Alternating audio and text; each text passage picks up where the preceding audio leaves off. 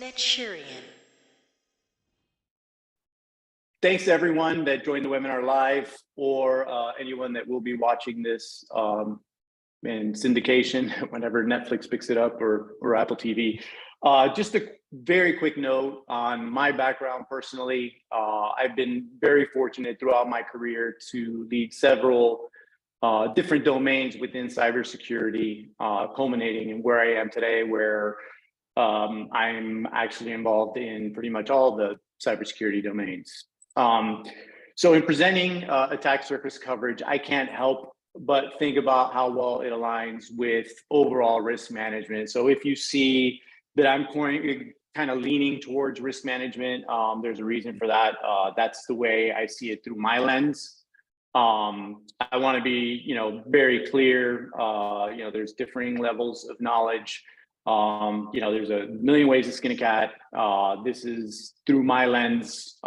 People can add and subtract on what they feel is important as we go through this presentation together. No cats were harmed during the creation of this presentation. So just so we're all aware. Attack surface. So my agenda here, we'll start off with what is an attack surface on a basic level. I think it's very important that we talk about what attack vectors are and their relationship to the attack surface. And then overall, the attack surface management and what the key benefits are to you as an organization to have attack surface coverage. Then we'll tie that into using Open XDR for attack surface coverage. And I'll jump into some real life scenarios that we have come across here at Netshurian, obviously hiding the names of the guilty or the innocent, however you want to look at that. So jumping into what is an attack surface and what is it made up of. So the attack surface is the total number of all possible entry points for unauthorized access into any system.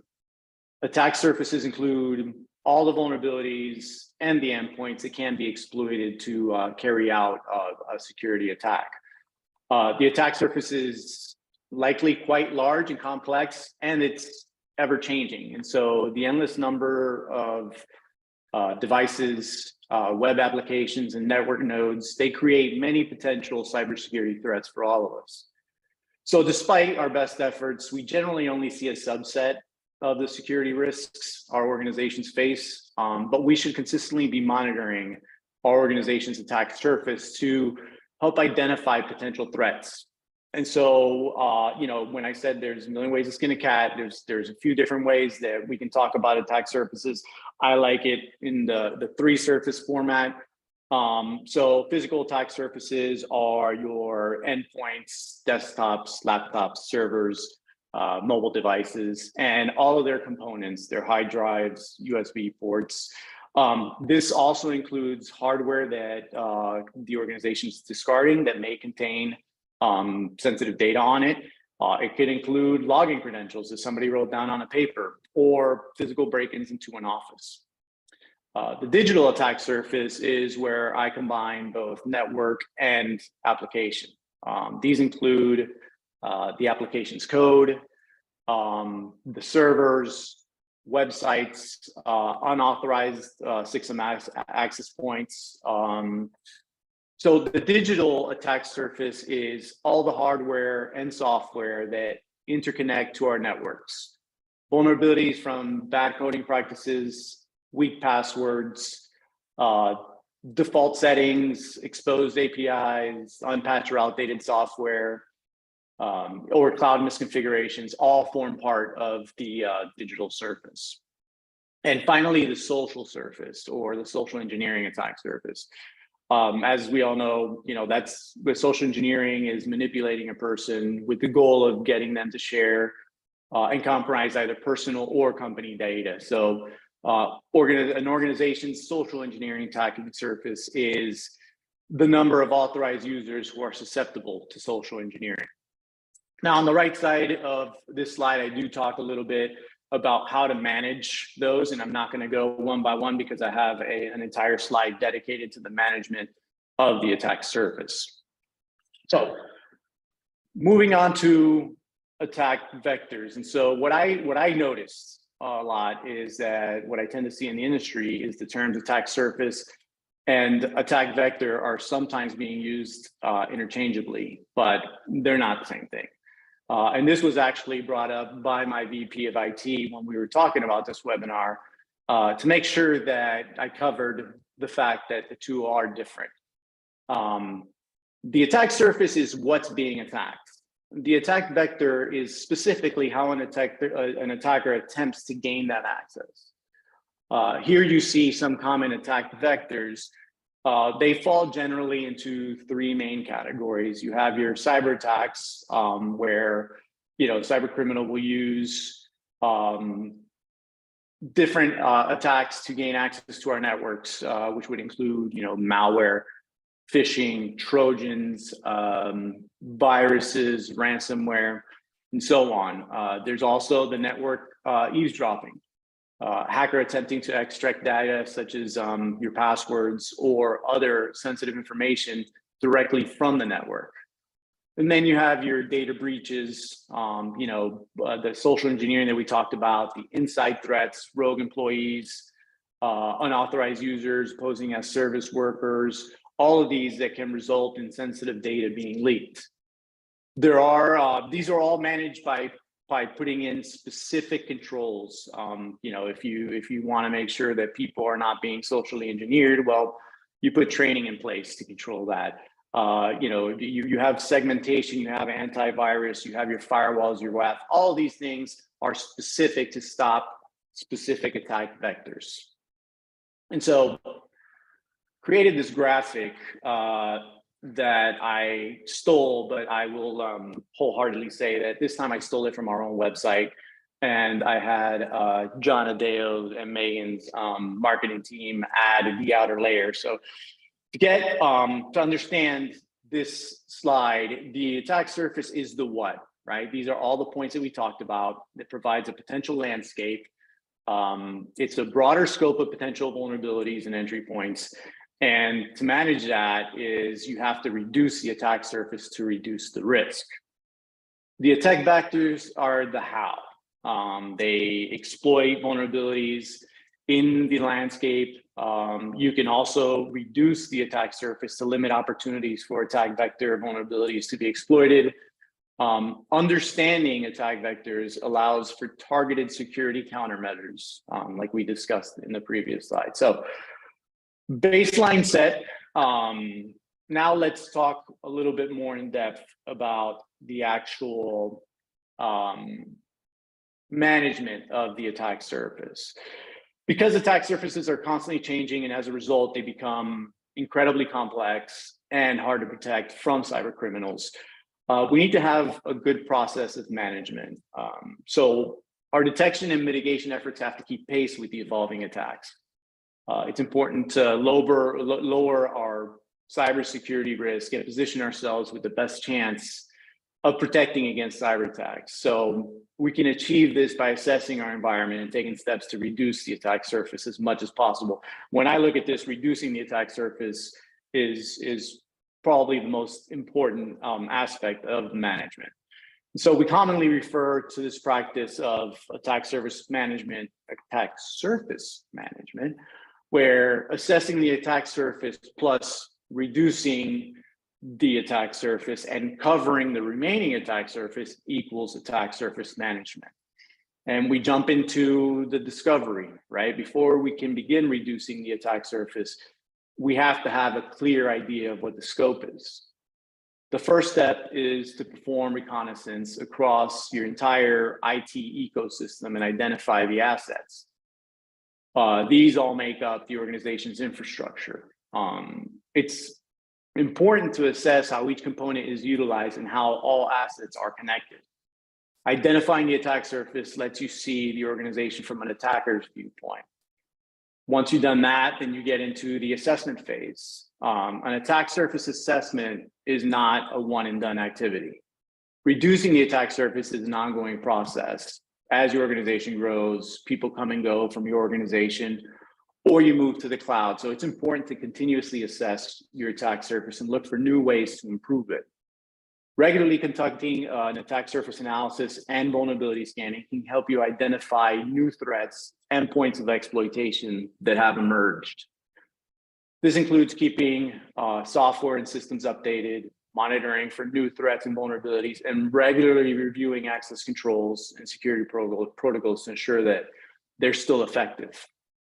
Prioritization, I talked about my risk management tilt to viewing attack surface. And so, of course, the attack surface of most organizations, as I mentioned, is complex, and it can be overwhelming to try and address the whole area simultaneously. Instead, you need to prioritize, you need to determine which of those assets, applications, or accounts represent the highest risk to your organization and prioritize remediating those first. If you're going to start somewhere, that's where you start. And then finally is mitigation. And part of mitigation for me is either, you're eliminating when you're mitigating, or you're reducing your attack surface or reducing the complexity. A key step in reducing the attack surface is conducting an audit and eliminating or locking down, simplifying, what have you, the entire overall surface. This ensures the systems and networks are more secure and easier to manage. This might include reducing the number of access points, implementing additional access controls, network segmentation, removing unnecessary or default accounts, and permissions. So moving right along there, what we've covered so far, I've spoken about the attack surface. I've spoken about attack vectors and their relationship to attack surfaces, and how to gauge your attack, how to manage your attack surface by assessing, reducing, and covering your attack surface. Sorry, I'm getting a little dry here. Now let's talk a little bit about the benefits. What are the benefits to attack surface coverage? Well, first and foremost is enhanced security posture. Attack surface coverage allows us to identify and address potential vulnerabilities in our systems, reducing the overall risk of successful cyber attacks. That leads to stronger and more resilient security posture. Proactive risk management, if you haven't guessed yet, my favorite so far. By understanding and actively managing the attack surface, we can take a proactive approach towards our risk management. We can prioritize and address potential threats before they're exploited by malicious actors, minimizing the impact on business operations. Managing the attack surface allows us to proactively assess our security risks by going beyond the traditional vulnerability scanning. We're able to consider the context in which these assets operate. This means understanding how different assets are interconnected and how vulnerabilities in one area can potentially impact others. So by assessing the risk with a more holistic approach, organizations can prioritize their security efforts where they're needed to increase efficiency and efficacy. Once vulnerabilities are identified, they can be prioritized, categorizing vulnerabilities based on the severity and potential impact to the business. Reducing the attack surface. We can make informed decisions to minimize the attack surface by eliminating components or functionalities that may pose security risk. This reduction helps limit the number of potential entry points on the attack surface for attackers. Again, one of the main goals for attack surface management is to reduce your attack surface. So you make it harder for an attacker to find attack vectors and gain access to critical systems. By continuously monitoring and managing the attack surfaces, you can systemically eliminate unnecessary exposed assets, and you can remediate vulnerabilities as a result, enhancing your overall security posture. Compliance, and with compliance, I'll add and/or regulatory alignment. If you look at cybersecurity regulations as well as standards, they directly or indirectly emphasize the importance of understanding and managing the attack surface. So by improving coverage, it can help us align with these requirements, ensuring compliance and avoiding potential legal or financial consequences. And in addition, it could help in reducing our cyber insurance premiums. Efficient resource allocation. So prioritizing the high-risk components, organizations can allocate their resources more efficiently. This ensures that security measures are focused on areas with the greatest potential impact, optimizing the use of time, manpower, and budget. Increase stakeholder confidence. So demonstrating a commitment to managing the attack surface can instill confidence in all types of stakeholders, customers, partners, executives, the boards. It signals that your organization takes cybersecurity seriously and is actively working to protect sensitive information and assets. Customers and partners are increasingly worried about security practices within their supply chain. So demonstrating a strong commitment to cybersecurity best practices can help gain a competitive advantage by, in effect, attracting new business opportunities. Continuous monitoring and adaptation, another benefit and another requirement, right? As I stated throughout, cyber threats evolve over time and new vulnerabilities emerge. Regularly monitoring and updating attack surface coverage allows organizations to adapt to changing threat landscapes, ensuring that security measures remain effective and up to date. And improved incident response, and I'm not doing enough to emphasize the incident response, but familiarity makes you more efficient. And so through an understanding of the attack surface, it allows you to develop effective incident response plans. In the unfortunate event of a security incident, having an attack surface management process is invaluable when it comes to quickly assessing the impact of an incident and triaging a response plan for that incident. Okay, so attack surface coverage using Open XDR. In the context of extended detection and response, XDR solutions can detect and protect potential threats across several attack vectors and entry points, and that's key. I'll touch on that again right now. XDR is designed to provide a holistic approach to security because it integrates and correlates telemetry from multiple security solutions to provide a more comprehensive threat detection and response capability. Key in all this is multi-vector protection. Your XDR solution should cover a wide range of attack vectors, including endpoints, network, cloud, some of the things that I'm going to talk about right now. Regardless of their entry point, they should be detected and mitigated. EDR, endpoint detection and response, coverage for endpoints such as your desktops, laptops, and servers is an essential function of XDR solutions. It should include advanced endpoint protection capabilities to defend against malware, ransomware, and other endpoint-focused threats. Implement an EDR solution to monitor and respond to suspicious activities on endpoints. These solutions provide visibility into endpoint activities and help detect and contain threats.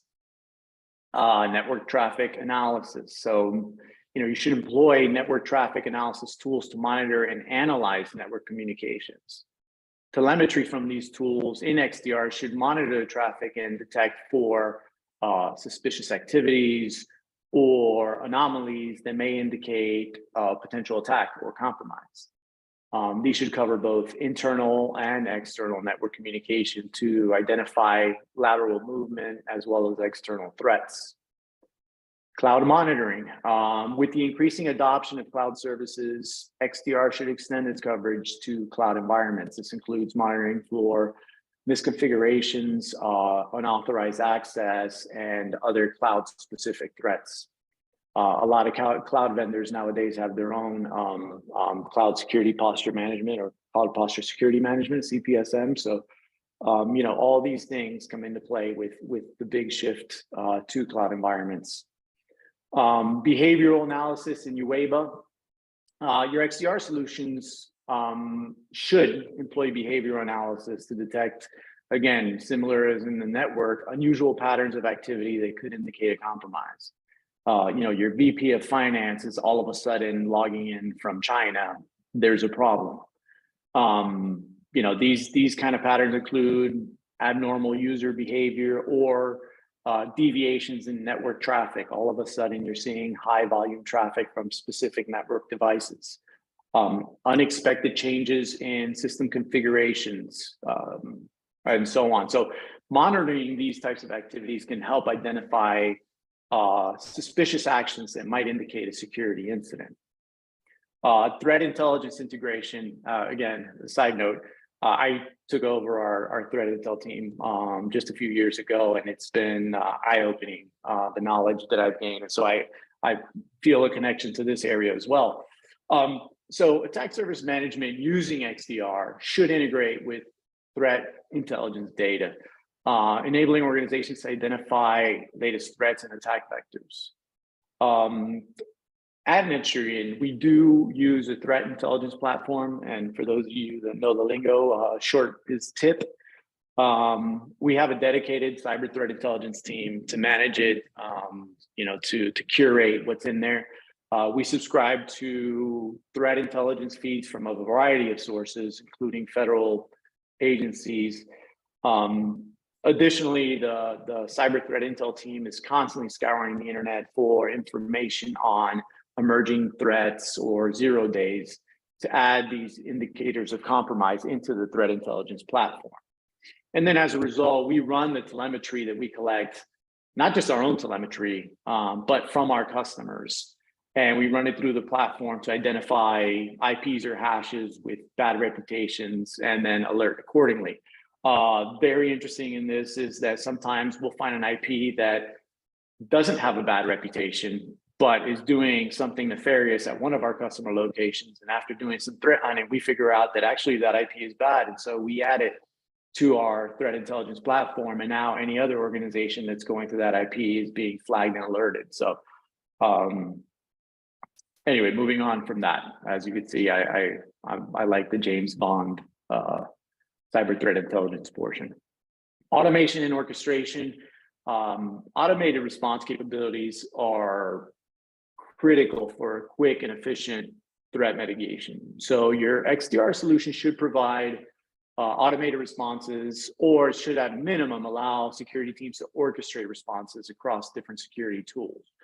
XDR should seamlessly integrate with existing security tools and technologies within the organization's ecosystem. You should create a unified defense and response mechanism, right? Integrate SIM solutions to collect, correlate, analyze security event data from various sources across the organization. The SIM helps in centralizing logs, and it provides a comprehensive view of security incidents.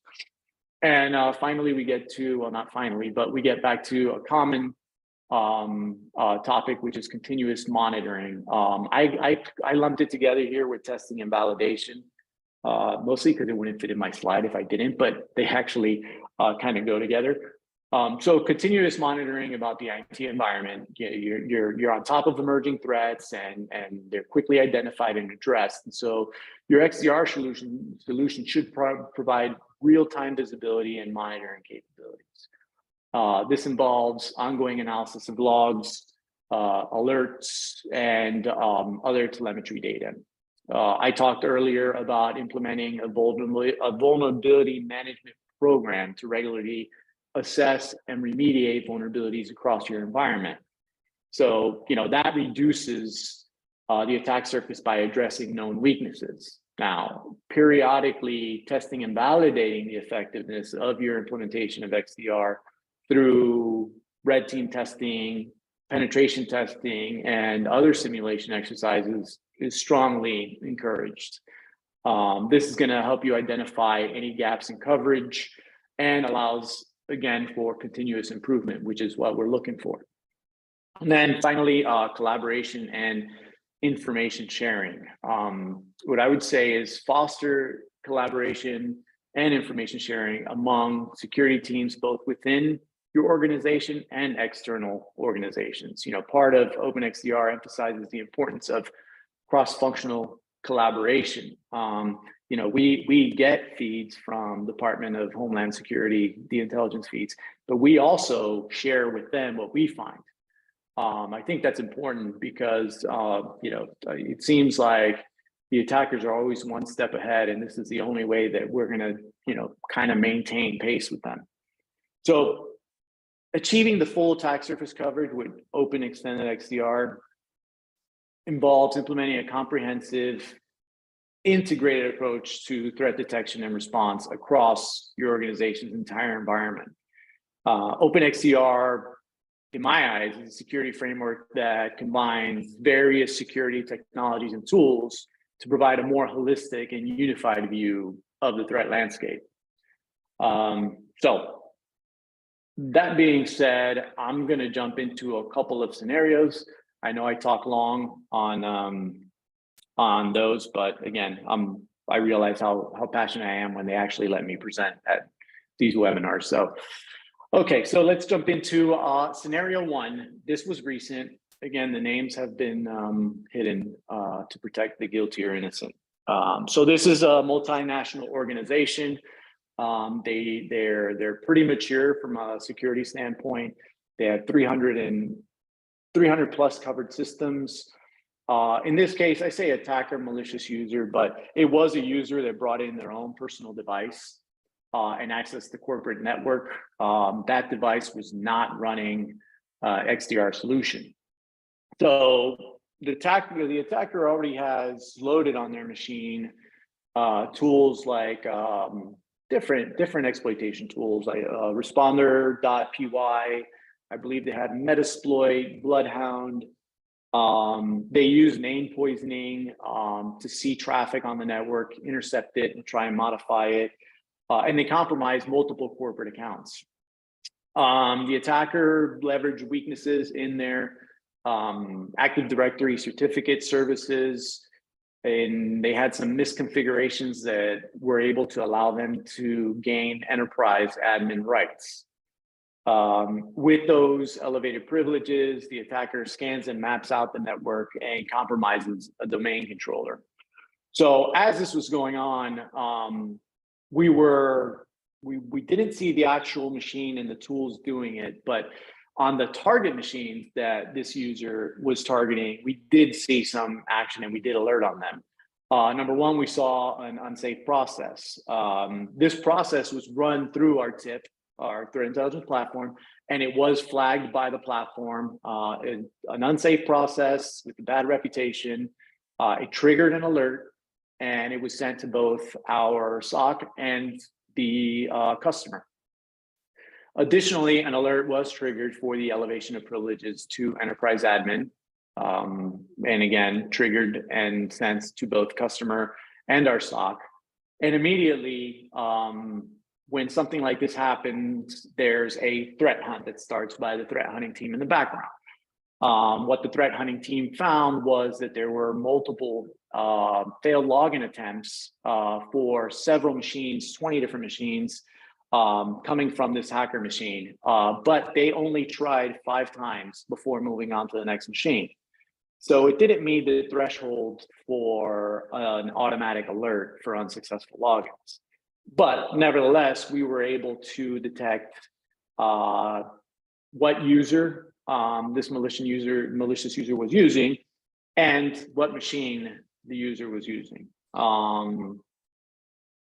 We were able to track down that user, and the company was able to take appropriate action. We did have some post-mortem, some ideas for them in terms of lessons learned.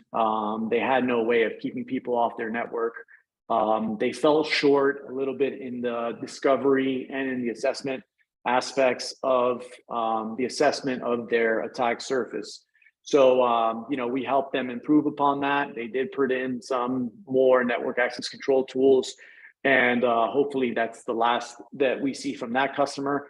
That was a bad one. that could have been much worse that ended really well. So going on to the next one, and this customer in particular actually did everything correct. This was a multinational organization. The systems were protected by an XDR solution. Suspicious activity initiated from the company's public-facing application server located in the DMZ. The server in question was not patched up to date, at least, and therefore prone to exploit and attacks. After further analysis by the SOC, we found suspicious activities initiating from the public-facing business application server, where the adversary gained access to some highly privileged accounts and conducted some domain-level enumeration activities using another popular exploit tool, which in this case was Mimikatz. The fact that we were able to quickly detect this and inform the customer, but in comparison to the prior example that I showed you, in this case, the machine was actually running the XDR software. So we did detect the tools as the hacker was loading them onto the machine, and we were being alerted. These were instantly detected, alerted to the customer, and alerted to the SOC. So when we detected the tools, we also saw some unknown processes running. We also saw the attacker clearing Windows audit logs. All of these things set off alerts to both our SOC and the customer security team. In addition to the alerts, the team was able to immediately identify the infected systems in the DMZ and monitor for similar patterns across the company's network. They did this by using the MITRE ATT&CK framework integrated within the Open XDR console. So in this case, the lessons learned are a little bit different. Incident response was excellent, in my opinion. This organization obviously needs to do a better job of scanning and patching routinely and quickly, particularly the emergency patches that need to be applied immediately to avoid exploits. Their vulnerability scanning can obviously be improved. They do it, but the idea is to, when we started, is to reduce your attack surface, and they did a very good job about reducing it. And an attacker found a gap, but everything else that they did in the background was in place to quickly detect and respond to this attacker. So overall, a great job. They were obviously happy with the work that was done on both sides. So with that said, that concludes the presentation portion of the webinar as far as my portion goes. My goal was to arm each of you with a little more knowledge around the impact that the attack surface has on all of us day in and day out. It's largely tilted in the way I see it, and it's up for interpretation. You grab bits and pieces of what you see and you employ it the way you like. The point is, we're not defenseless in protecting our organizations, and there are several paths that we can take to manage our attack surface and to reduce and cover our perceived or real weaknesses. I truly hope that everyone walks away having learned something helpful that perhaps you didn't know prior to the webinar. And with that, I'll hand it back over to John. Great. If you wouldn't mind advancing a little bit further. I shall. Thank you, sir. Thank you so much, Lenny, for taking us through those lessons learned. From a point of view of an MSP, we really see this as a services opportunity above and beyond just providing monitoring and alerting. Consultative services that complement and work with your clients to help them understand where their risks are, how to mitigate those risks, put the controls in place, and provide the monitoring and support services required to mitigate those risks. When we look at the attack surface, Lenny went through this, and I'm not going to, reiterate this, but And there's been a number of questions about our integrations. We have over 300 integrations with technologies on the market. The website's been published on there. You can do a search for netsurin.com data source integrations. And our goal as partners with us is to help you be successful, is to help you maximize the opportunity. And when we see that, we see three big things today that show up. One is, during that initial engagement with your customers, don't just aim for workstation and, laptop server coverage, lean outward into cloud applications, into applications they're using, incorporating other security controls to bring in the full telemetry of an organization's footprint. The better coverage we have and visibility into the attack surface, the better visibility we have in looking for events, and then the ability to respond and engage and support you and helping engage your customers to mitigate those risks. I think the second thing too is to ensure that once you've engaged with your customer is to, continue those conversations to look beyond those initial applications, hold those regular review meetings, continue to look at their environment. Lenny mentioned before, what we see is changes over time, that what we started with changes as, changes as things move on. They've added new applications, they've decommissioned others. We want to ensure as service providers to our customers that we are with them along that journey and that we're holding those regular reviews and again, those advisory-based services to ensure that we're providing them the full coverage. And then I think three, from a commercial point of view as an MSP, this is a services opportunity to continue to add to, provide additional services and commercialize some of those engagements. And so really, the biggest opportunity here is to ensure that you are engaged with your customers and that you maximize those opportunities. Lenny, if you wouldn't mind going to the next slide. Thank you. I'll talk a little bit about, and Lenny touched on some of these points. If you look at what we provide, it goes into machine learning and anomalous behavior detection. Lenny talked about threat intelligence. We do map to MITRE ATT&CK integrations in the framework and compliance-based frameworks, and providing you as partners or service providers to your customer, our engagement point is providing you with the backup and the services and the support to be able to provide your customers with 24/7 monitoring, alerting, and analysis services, which allows you to build your services in and around all of that to take to the market. And then last slide, Lenny, if you wouldn't mind, thanks. And our partnership opportunities are pretty clean. As a service provider, you can engage with us to provide services to your customers, white labeled. We are the engine and the anomaly detection and the services behind it. Or you can resell to your customers, and as you move your way into providing more full service. So we offer free training, support, marketing, and collateral to help support your businesses, regardless of which engagement model you are looking to work through. This is not an advertisement for this, but if you're interested, we'd love to hear from you. sales@netsurin.com. And I know we've got a bunch of questions, I think, queued up in the system. I've been trying to answer as we've been going along. And so Lenny, I'll choose the first one, which was around network traffic analysis. And the question was around, do we do it via span or, via span port or monitor ports on the core switch? And I'll answer part of the question and I'll hand it over to you. So again, I'll bring us back to the integrations. So our integrations we have across the board, and you can see what those are, whether it's Cisco infrastructure, other switching infrastructure, or network traffic. Our ability to integrate and engage with those technologies and pull the system information off of those and bring them into the core platform and then do all the analysis around it allows us to really take telemetry from then across the entire organization, including events and events that are happening on the network.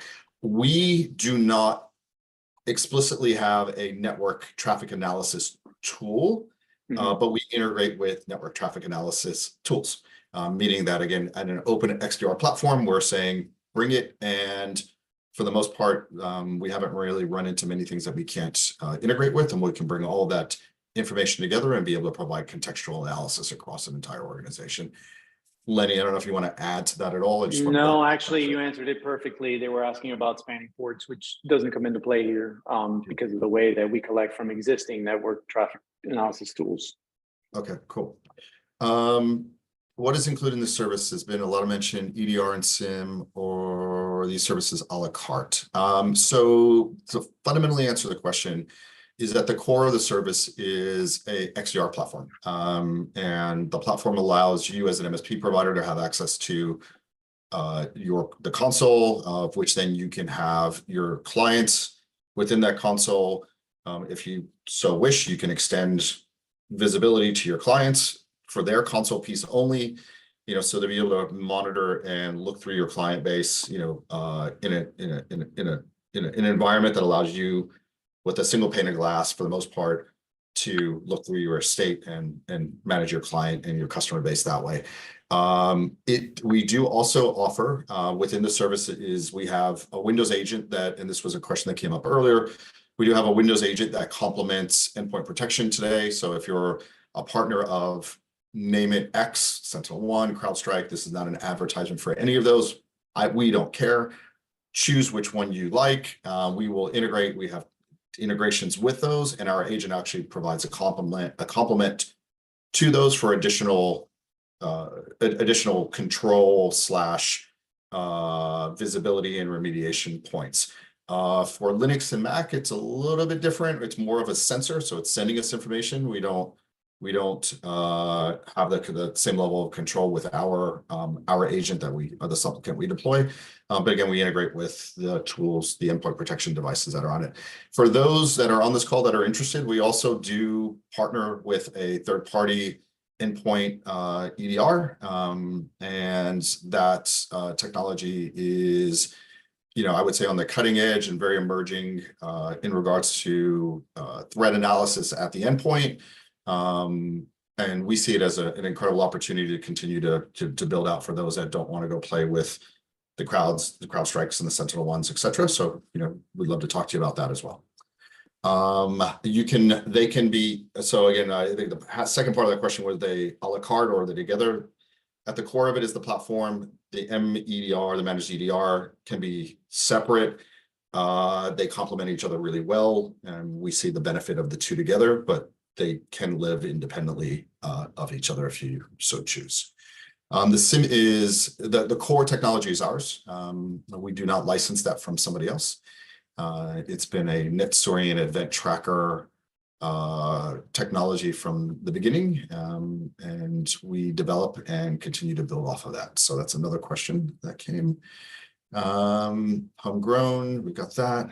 And then here's a little bit more complicated one. Lenny, I'll probably hand this one to you. In the realm of managed XDR, how do you effectively balance the need for automation in threat and response with the importance of human oversight, contextual analysis? I think at the core of the question is the need, the human element. The human element versus the fully automated element, and our point of view and continued alignment around that. So. Yeah, no, excellent question, Carson. So there is obviously, when you have the managed XDR solution with our SOC involved, there is initially a tuning phase where we work through the alerts that you have configured and make sure that you're not getting alert fatigue. With this, we know where we generally shoot off false positives and we can quiet them. But there will be an actual human being going through the alerts and checking to see, in specific alerts, whether they're false positives or true positives before even alerting the customer. So excellent question. It does require some oversight. There is definitely a balance between, how much of the threat hunt you're automating and how much a human does. And you kind of need to balance that. And you're trying to make the work as easy as you can for your analysts, so that when they get it, they start at a different point and work from there to either confirm or either confirm that it's a true positive or that it's a false positive. But the human oversight portion is there on several different levels. Yeah, and Lenny, that's such a really good point. We talk in our language, we talk a lot of co-responsibility. And that is, as a service provider to your customers, you know your customers the best. We're not talking to them directly. We're here to support you as an MSP service provider to your customers. The information that the system and what we see and what we've provided to you as an alert or a risk or something that needs to be dealt with really then is about helping you get engaged with your customers to go get engaged, qualify, help them remediate, work their way through that. Every piece of technology has failure points, and I think, false positives is in our world, and, the world of events and alerting is a real issue. And most importantly is to ensure that, as you're engaged with your customer base, you're helping them work through the challenges and the issues. And again, what we find from a lot of these is that the environments change, and things have happened, and that change has not been communicated or been incorporated, and something new's popped up, and it might have kicked off an alert, and it's really the first time people are seeing things and working through it. I continue to say I believe there's absolutely service opportunities around here to work with your customers to provide that level of advisory services, to help them understand and work their way through it and mitigate the risks, and then more importantly is to remediate, put the controls in place and remediation along the way. What was the last one? Do we only work with MSPs or MSSPs or end users as well? So we are through partner, and that is, if you're a service provider, an MSP and MSSP, we work with you. You are who we're providing the service to. Your service, the service then is, again, either white labeled or clear labeled to your customer base, or it could be resold, which we are then directly engaged with the end user. We do not, we've changed this business over years. We do not sell direct to end users anymore. So anybody who's an end user customer that comes to us, we want to ensure that we're engaging and bring those to our partner community to work with. You all provide services above and beyond what we do. So you're doing a lot of that deployment work and advisory work and helping your customers solve problems. We are one wedge in the very complex world of cybersecurity services, and we're in the detection, response, visibility, and providing that level of endpoint protection if you so choose. But you all encompass a lot of other services that are very valuable, and we want to make sure that we're supporting you in that journey. Kevin, Ashraf, thank you so much. Appreciate it. I think Lenny did a good job as well. If there's any other questions, drop them in the Q&A, and we'll go from there. If not, thank you so much. We really appreciate you being here. I think it's great to hear directly from the practitioners in our business, around this space. If you have any questions, you can reach out to the Radius team or sales at Netsurian. Netsurian.